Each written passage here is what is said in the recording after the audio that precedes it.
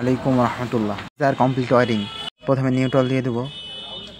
Neutral দিয়ে দিলাম পাওয়ার ইন্ডিকেটারে আর on indicator থেকে আমরা হিটিং এলিমেন্টে একটা টার্মিনালে নিউট্রাল দিয়ে দিলাম।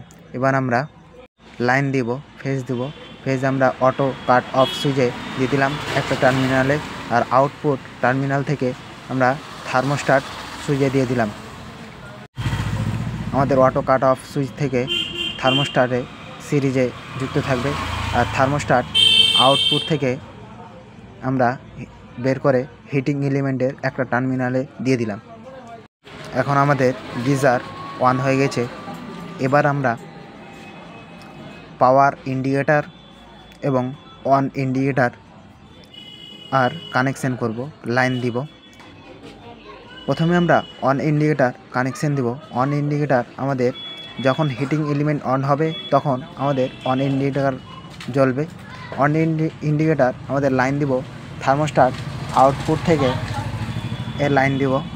যখন আমাদের লাইন দিলাম, এখন আমাদের যখন অন করব হিটিং এলিমেন্ট যখন অন হবে তখন আমাদের অন ইন্ডিকেটার জ্বলবে। এবার আমরা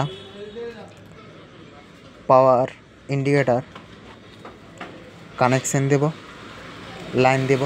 পাওয়ার ইন্ডিকেটারে আমাদের এর লাইন দিব অটো কাট অফ সুইচ থেকে আউটপুট থেকে।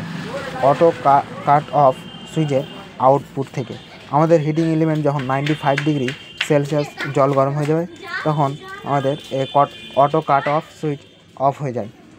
তখন আমাদের অন ইন্ডিকেটার জ্বলবে না, তখন আমাদের পাওয়ার ইন্ডিকেটার জ্বলবে।